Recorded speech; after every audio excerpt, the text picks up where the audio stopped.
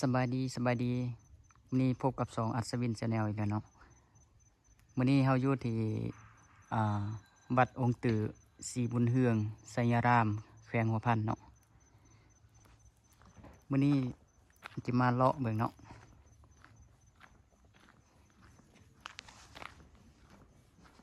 อันนี้เป็นทางเขา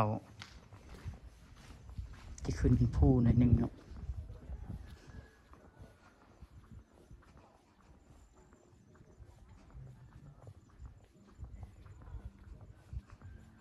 นี่เป็น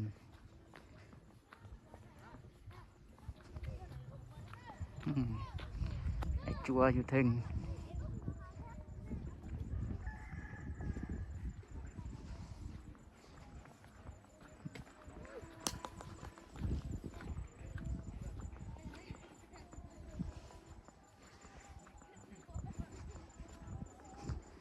ทางขึ้นค่อนข้างเป็นภูแล้วก็ไกลหน่อยหนึงนี่เป็นเฮือนประชาชนอยู่นะข้างอยู่กองวัดเนาะแล้วนี่ยังบ่มีเฮือนหลายปันเด้อเนาะเฮือนก็ถือว่ายังหน่อย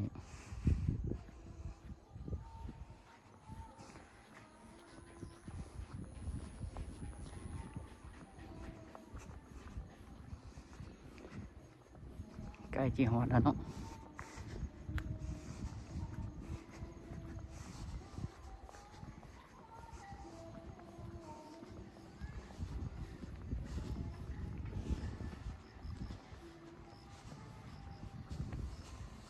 นี่เป็นวัดที่เยอะที่สุดอยู่ที่แขวงหัวพันเนาะเป็นวัดศูนย์รวม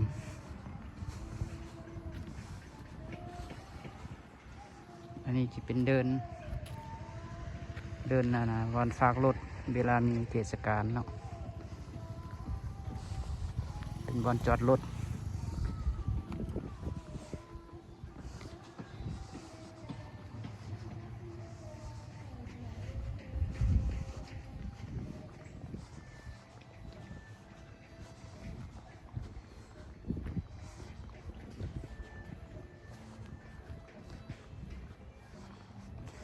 ยามมีวุ้นมีงานที่มีประชาชนเนาะปวงชน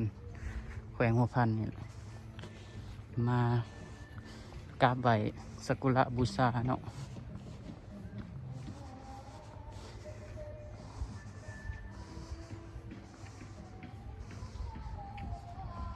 ฮอดแล้ว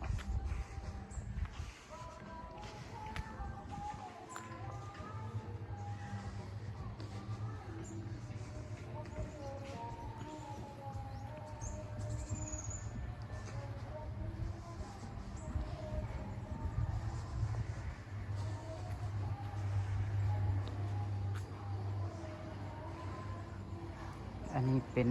โครงหางการจัดตั้งของวัดเนาะ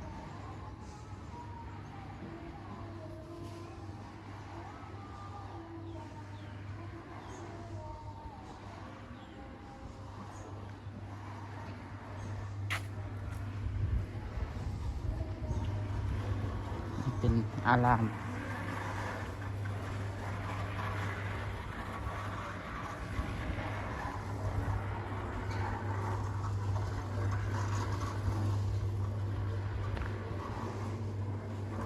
เป็นเจดีย์เนาะอาราม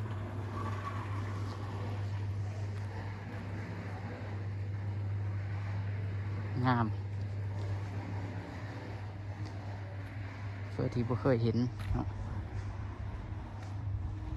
วัดนี้เป็นวัดที่เยอะแล้วก็งามเนาะ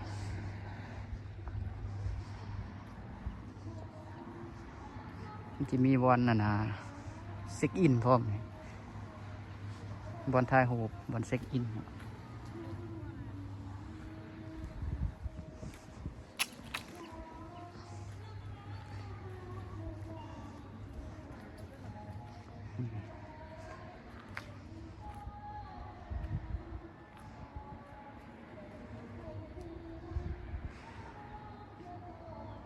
สำหรับเพื่อที่บ่เคยมาเที่ยวชมหรือว่ามา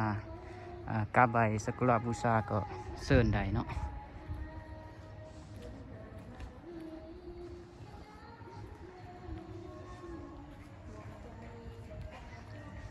วัดกว้างมีหลายบอนเลยถ่ายรูปเนาะหลายบอนเช็คอิน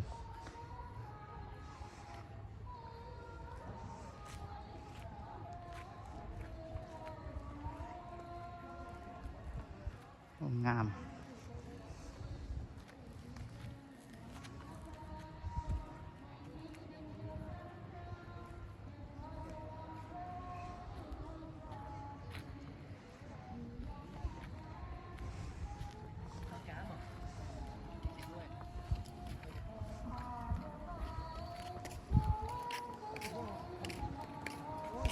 อันนี้เป็นวิวที่อยู่เทิงวัดเนาะจะเห็นวิวนะเทศบาลเมืองสำเหนือ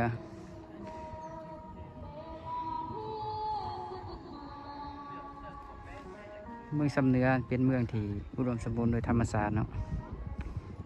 เป็นเมืองป่าไม้สีเขียว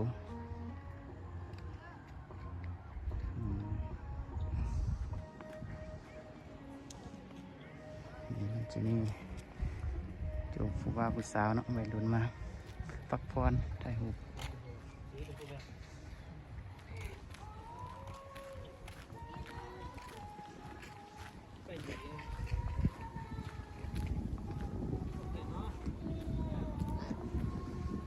อันนี้จะเป็นทางลง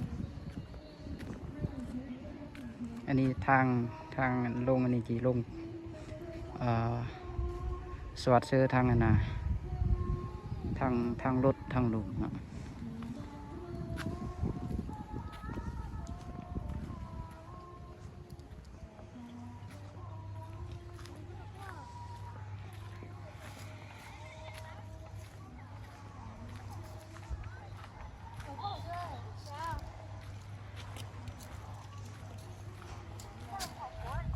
ถ่ายรูปเปล่ามาถ่ายรูปเปล่าลูกสาวน้อย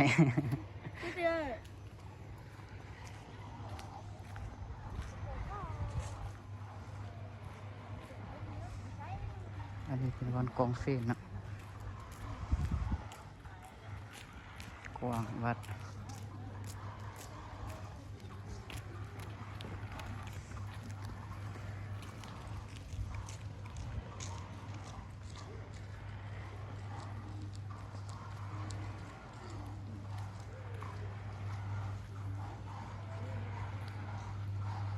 วัดองค์ตีแหวงหัวพัน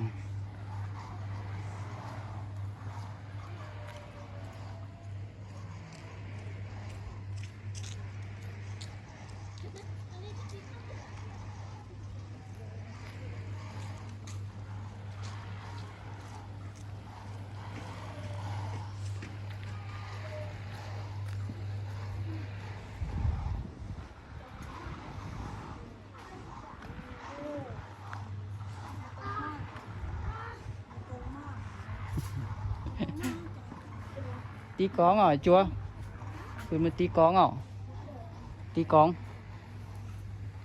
คืนเมื่อน้ำได้บ่ได้บ่หึอ่านหนังสือถึงอ๋อมาอ่านหนังสือเหรอ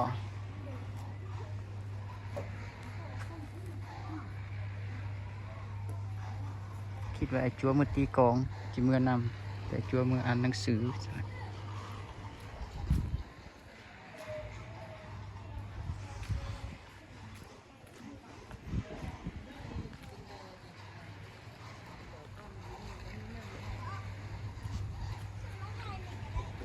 ขึ้นได้ป่ะโอเคอันนี้เป็นอีกเบื้องหนึ่ง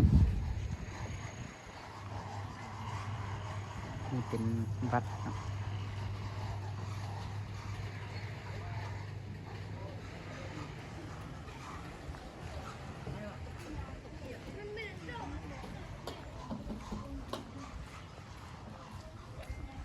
ขึ้นได้เนาะไอ้จัวขึ้นได้ปะโอเค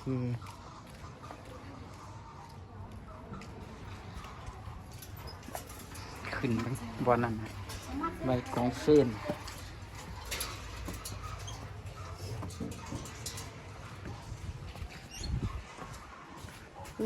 กองเยอะเนาะ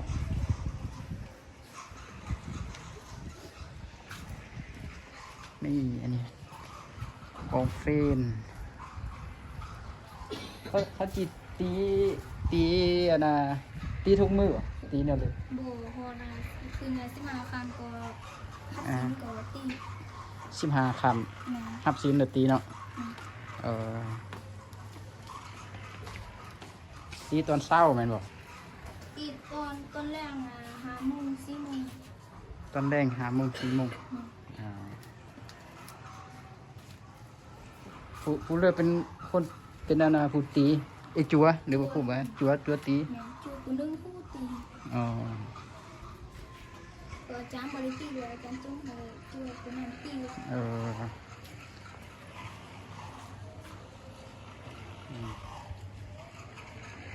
อันนี้เขา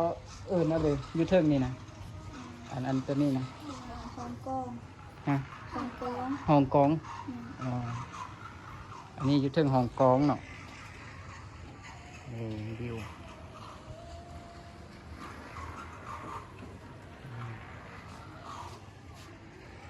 จัวบวชเหิงเลย บวกเลย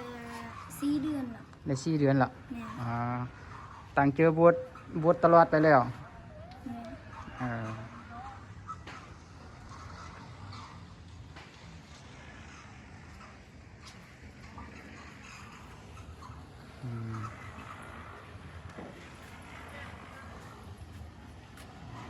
แม่ แล้วอันนั้นแมนอะไรสิอัน นี่ แมน ผมตะไล ห้องตะไลไว้เฮ็ดเลย ไหวเครื่องไหวโซฟา เออมีเครื่องบ่เป็นสางบ่ แม่ ไปสางไว้เครื่องเนาะนี่อันนี้เป็นสางไว้เครื่อง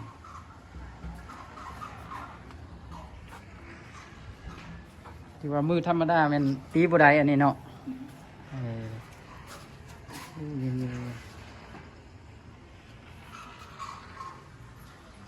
จะนี่ดันทิ้งเม็ดอันนะอยู่นี่มีอันนะพระจักองค์แล้วก็จัวจักองค์ พระอะไร พระลาย มีสินก่อนแล้วจัวมี47 องค์ โอ้จัวมี47 องค์คนหลายเนาะเรียกว่าไอ้จัวเฮียนอยู่ เฮียนได้เตือนแล้วเฮียนอยู่เฮียนนั่น มีห้องเฮียนสงฆ์เหรอ แม่ อ๋อห้องเฮียนสงฆ์ห้องเฮียนสงฆ์เนี่ยพระอาจารย์เป็นผู้สอนหรือว่า มีอาจารย์พอออกเลย อาจารย์ตั้งนอก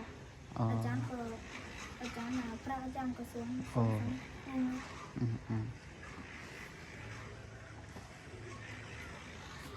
ขอบเจอเนอร์ที่ลงหลุมก่อนโอ้ของ อันนี้เป้เหรอนี่เนาะโต๊ดเหรอนี่เอิญเลิกอย่างนี้ นี่ข้อง คล้องเนาะกองกับคล้องเนาะมันดังนุยคล้องกับความเยอะ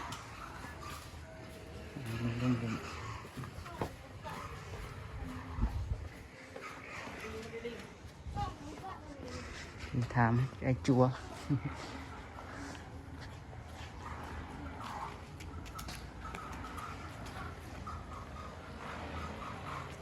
ตั้งนานเป็นกำลังก่อสร้างเติมก่อสร้างเติม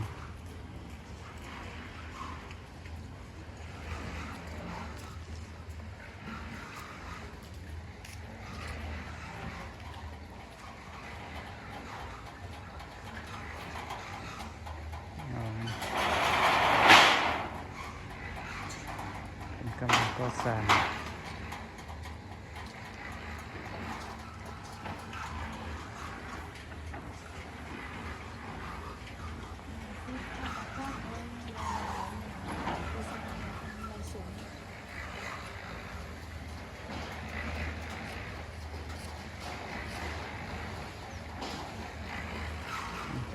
สร้างตื่นครับ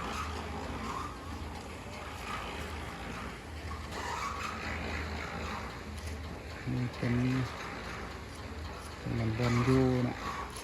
บนนอนแบบบนนอน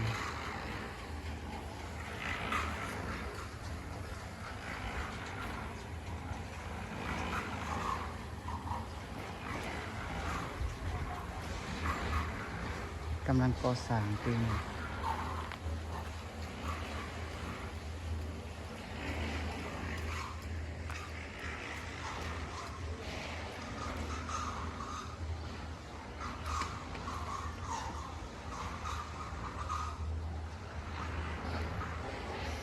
นี่ไอ้จัวว่าเป็นสางใบเขื่อง เดี๋ยวอันนั้นเป็นเฮือนกอง ในทางไอ้จัวเนาะเฮากับโบฮู้ เฮิงๆจังได้ขึ้นมาที่โบฮู้ปันเดอเนาะว่าอันเดอร์เมียนอันเดอร์เดอร์เมียนเฮือนเดอร์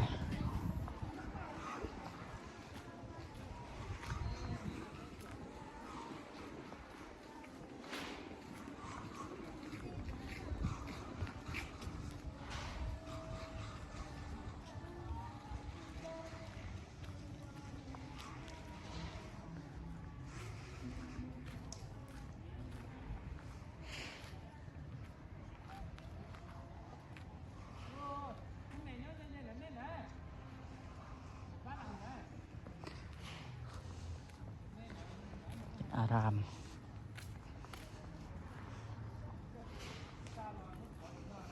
เดี๋ยวสาวแขวงหัวพันก็เรียกว่านับถือศาสนาพุทธเนาะส่วนเยอะ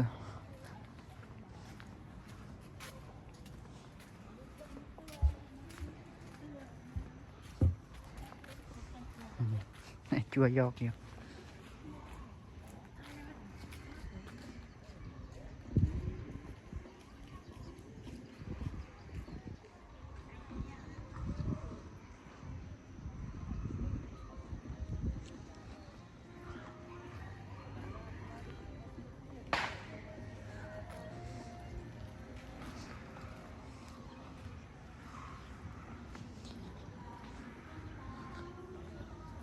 ส่วนลายมันจะเป็นมือกันนะมีบุญมีงานเนาะเพื่อเป็นมือมีบุญมีงานมีเทศกาลนะครับจะคึกคืนเพราะว่ายามนี้เป็นยามนะวางเลยเนาะคนก็มาลินมาเที่ยวโบราณปันดี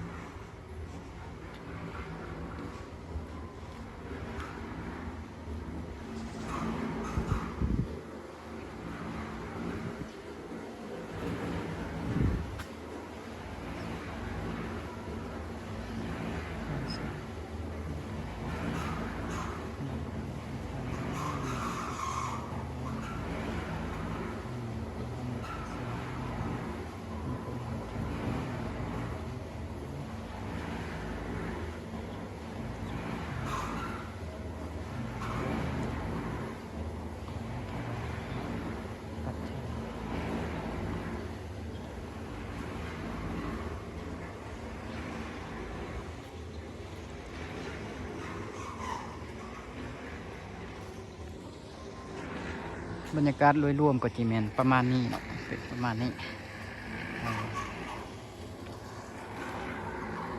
สำหรับเสื้อว่าประชาชนอยู่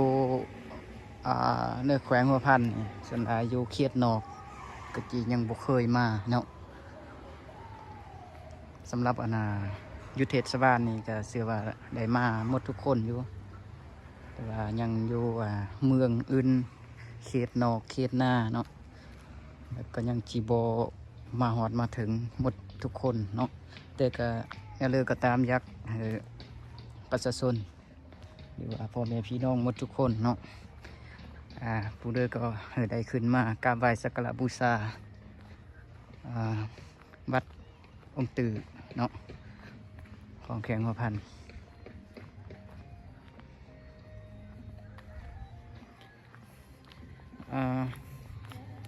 คลิปนี้ก็จะประมาณนี้เนาะก็ขอให้ท่านผู้ชมกดไลค์กดติดตามเนาะไว้เพื่อบุฟาดในคลิปหน้าที่เอาเรือมาฝากนี่ก็กดติดตามเอาไว้เนาะสำหรับคลิปนี้ขอจบเพียงเท่านี้ได้อบ๊ายบาย